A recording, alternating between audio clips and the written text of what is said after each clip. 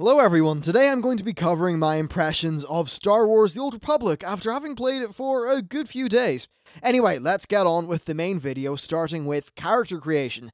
Character creation it's okay. It's not the best thing ever. There are lots of options for characters, but I found it hard to get something that I really liked. Though that's likely just a personal problem. The way their art style applies to character models just doesn't really gel with me that well. And also your selection of races is rather limited. Essentially, everyone is a slightly different human.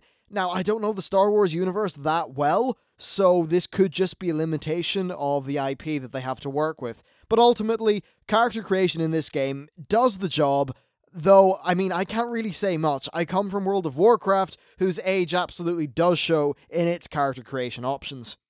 With that covered, let's talk about leveling, and that's really the meat of this game. Right after you create your character, you are plunged into a cinematic, and then right into dialogue with a key character of your starting zone story, and it plays out in the Bioware affair. Certainly those of you who have played the Mass Effect series will be pretty familiar with the dialogue options that you get. Your character is fully voice acted for these, as are the various other characters as well, and delivery is generally very good, and the quality of the writing is actually, well, it's genuinely surprising, given just how much stuff they had to write for this game. I mean, it really is a mind-boggling word count this thing must have. Once the chatting is over with, then you start questing, which, for the most part, is the standard MMO affair. It boils down to killing mobs and clicking things, although that is a bit of a reductive statement. Now, there are two different kinds of quests in the Old Republic, for the most part. You've got your personal story quests, and then you've got the regular quests that you just pick up from the NPCs scattered around the zones. The story quests are one cohesive plot line that carries through the entire game. These are generally fantastic. The stories of both my Sith warrior and my bounty hunter have actually been really engrossing, with lots of interesting and well voice acted characters to carry the story through. And this brings me on to the other kinds of quests, which let's just call them side quests. They truly are standard MMO filler quests, just that in Star Wars The Old Republic they are fully voiced. That sounds good, but in reality, that amount of voice acting ends up being really tedious, and it often isn't up to the quality of the main story voice acting and writing. And this is where we get onto the odd part of this video. For the last 4 or 5 months, they have been running a 12 times experience boost for story quests. It's for subscribers only, but I'll talk about business model later. This boost has the effect of allowing you to level up doing only the class quests. For me, this has made the game immensely enjoyable. I played it up to level 37 at launch, but I ended up stop playing back then because I found the questing to be a little bit too drawn out and tedious. Now, this is coming from someone who, in World of Warcraft, really enjoyed the Wrath of the Lich King questing at launch. In fact, I think that's the one I enjoyed the most out of all of them. Now, this experience boost in Star Wars essentially cuts out all of what I previously found to be tedious. The game was turned from an overly padded sort of RPG into one that was actually very enjoyable, where I was quickly progressing through a really interesting story. Not having all of this padding really allowed me to just focus on the game's excellent main class storylines. Now, this of course makes my judgment of the game kind of muddled. It's a lot of fun, but mainly because of something that will be gone on the 17th of October. Yes, that's right, the 12 times experience boost will soon be gone, which is why I'm doing this video now, instead of later, because I need to get this out while this thing is still available. Anyway, let's keep on going. So, companions. Now, being a Bioware game, it has companions. They're picked up through the story, and they actually matter a lot. First of all, they're proper voice-acted characters. I suppose it's kind of like a light version of having the people that you had surrounding Shepard in Mass Effect, but obviously not taken as far. Now, being Bioware, of course, there are romances in which you just bribe them with gifts and then they bang you because, hey, that's how romance works in real... No, it doesn't work like that. Don't try that. It's a bit... You creep. Don't do it. I haven't pursued any of the romances in this game. Apparently, you can get married at level 50, but it's the Bioware affair. There's no depth. Who cares? I don't particularly. Now, companions can also fight by your side, and they're involved with the game's crew skills, i.e. professions. Now, some of these involve crafting, while others are a bit more gathering-based. For an example, you could have a treasure hunter, crew skill, and then you can send your characters off to do treasure hunting, and they can come back and give you some loot. So far, this is quite optional, and unlike the garrison missions in Warcraft, it is not tedious. It's actually a really cool little system. Bearing in mind this game feels strongest as a single-player RPG, the companions actually work quite great, and sometimes they even have their own little additions to the dialogue that you have with story characters. Definitely a nice part of the game. Next up, combat. Well, it's the standard hotkey affair, though this game, I will say, is very well animated, and the combat is certainly a visual treat because it's got that Star Wars flair, which, let's be honest, is just really fucking cool. Now, some of the abilities, especially those of the Bounty Hunter, are actually particularly satisfying to use. It definitely does feel great. The game in general has no auto-attacks. This means that you only do stuff when you input a command.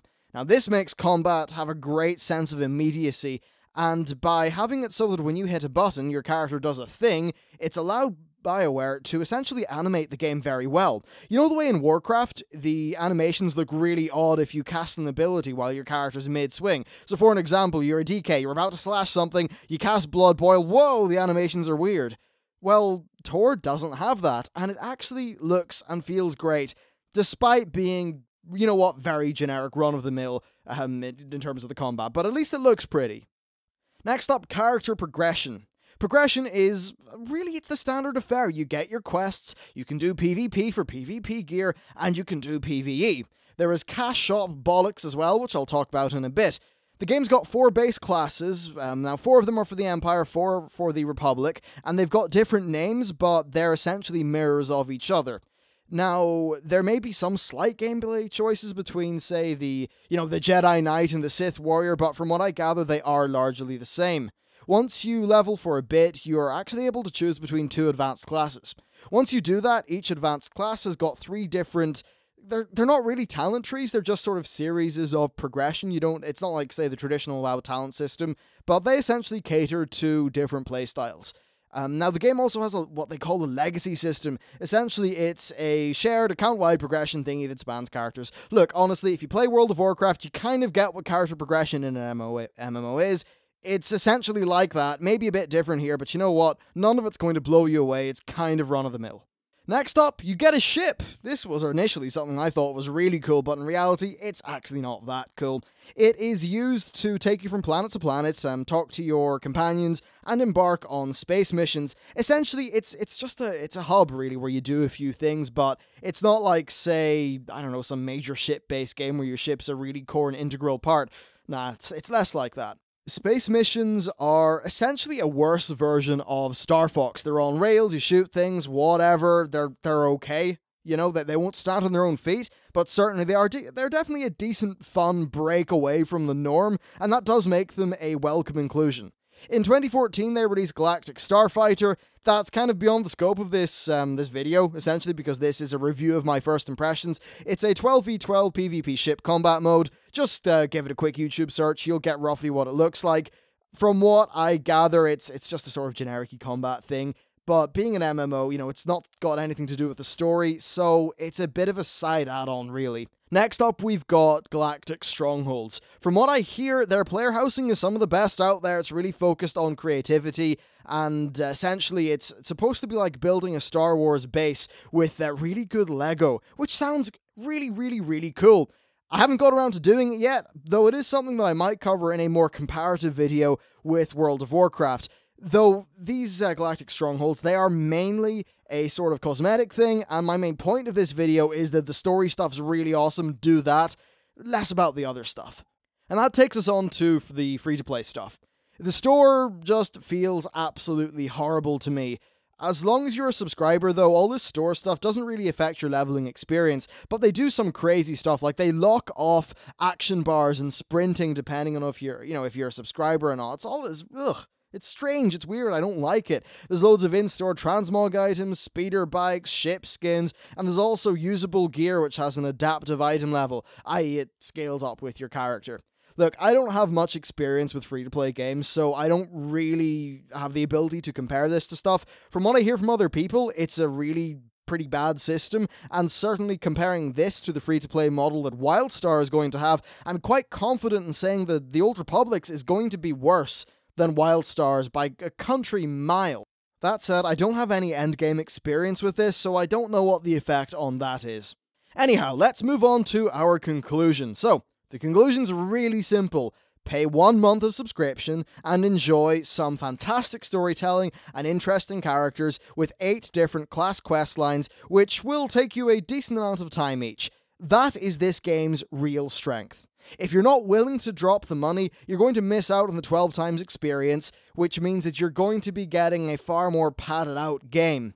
And at 12 times experience, it really is just that much more fun, because you get to really immerse yourself in the story of these various different classes, a bit like you're playing a single-player RPG. It's essentially Star Wars Knights of the Old Republic 3, if you play it like that. So is this game great as an MMO? That's left up to doubt, honestly, but what I can say from what I've played is that I recommend it solely based on the merits of its story content. Now, when the 12 times experience ends, then you're going to be back to the sort of regular, a bit more padded out MMO questing. In the past, this eventually grew old on me, but I know that loads of people still really enjoyed it then. Now, I do like how their catch-up mechanic doesn't compromise the gameplay like World of Warcraft's heirlooms do, and I also really like how it showcases the game's main strength. I think it's a decently intelligent way to get loads of people's characters up to the max level in preparation for its new expansion, which I believe comes out in October.